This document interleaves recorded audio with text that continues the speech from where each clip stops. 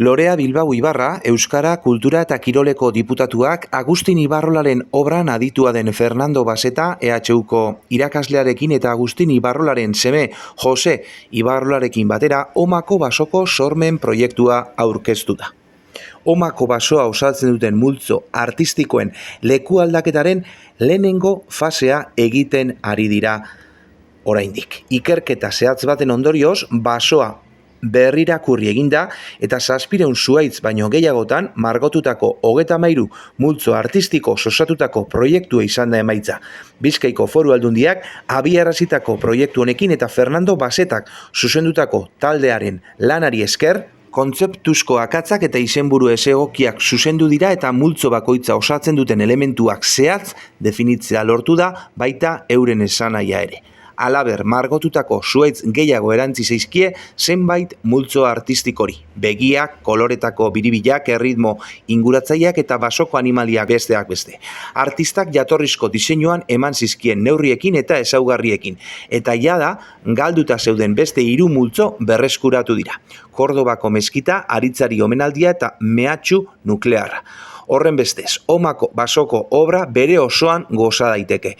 Multzo horiek 1989 urtean galdu ziren, lurren jabeek orduan egin zuten mosketaren ondorioz. Esan bezala, zuhaitz kopuruari dagokionez, basoak azkenean 700-tik gora zuhaitz edukiko ditu eta gehienak lehenengo fase honetan pintatuko dira. Bigarren fasea 2023ko maiatzetik irailera bitartean gauzatzekoa da, geratzen diren 19 multzoak leku aldatuko dira 33ko multzoko obra osatu arte. Bigarren fase hori amaitzen denean 700-tik gora zuhaitz edukiko ditu guztira, esan bezala, Omako basoak eta kilometro batetik gorako ibilbidea egingo da bertan. Basoa zainduago egongo da, jasangarriagoa izango da, landaretzaren tratamendua burutuko da eta aldian aldiko zainketak egokiak izango dira basoaren erritmo biologikoari begira.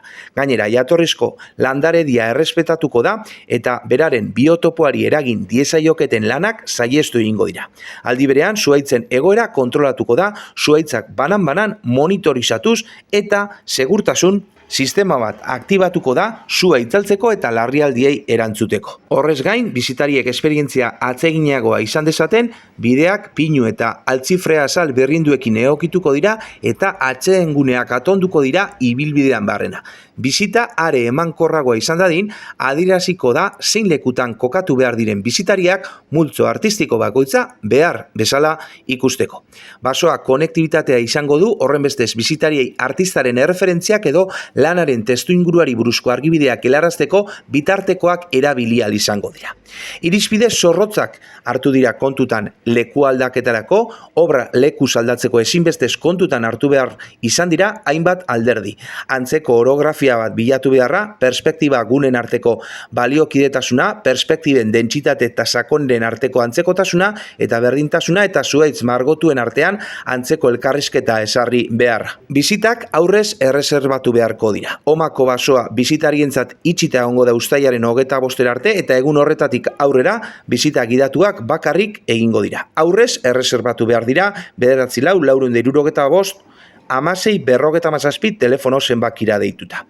Omako basoa 2022ko uztaileko azken astetik aurrera bisitatzen dutenek jada margotuta dauden multzoak ikusteko aukera izango dute, aldi berean beste multzo artistiko batzuk margotzeko prozesuaren lekuko izango dira. Egunean 2 bisita antolatuko dira, astelehenetik igandera goizez 10:00 eta 12:00.